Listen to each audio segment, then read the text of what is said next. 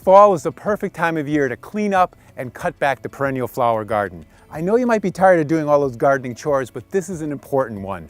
When you cut back and clean up the flower garden, you're reducing the amount of insects and diseases you'll have for next year, you'll reduce the amount of weeds that are around, and you'll strengthen the root system. Let me show you how to do it. Although it's tempting to cut back all the perennial flowers at once, there's a reason to be more selective. Leaving some seed heads on plants, such as Echinacea and Rudbeckia, make for great food for the birds. Goldfinches and other small birds love to feed on these seeds in fall. Also, the black seed heads of these plants add interest to the garden in winter, especially when there's snow on them. Of course, if you have little time, cut your perennials back whenever you can. Come October, even if the plants are still green, like this peony, you can still safely cut it back and not hurt the plant.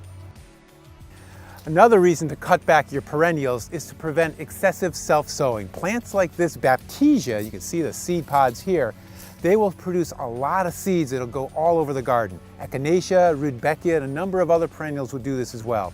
If you weren't good about deadheading like I wasn't here, it's still not too late to do it as long as the seeds haven't spread everywhere. It's okay to have some self-sowing, but these will go overboard, meaning that you'll get too many seedlings and they become weeds in the garden. But some perennials need to sow their seeds.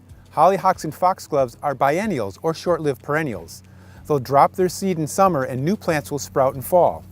These seedlings will overwinter and provide new blooming plants for next year to replace older, dying ones. So leave some of these seedlings in the garden.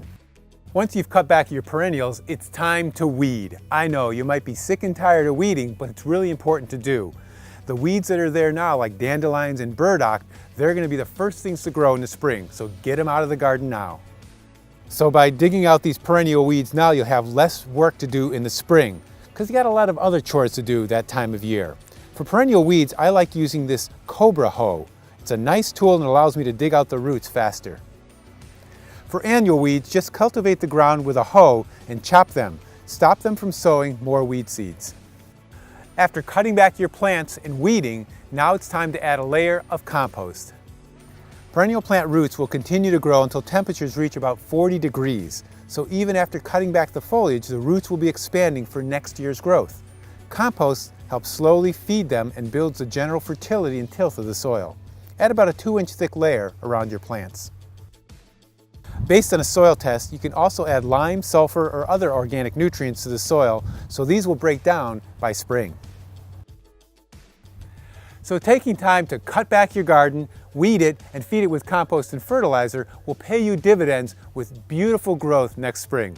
For more gardening tips, go to gardeningwithcharlie.com.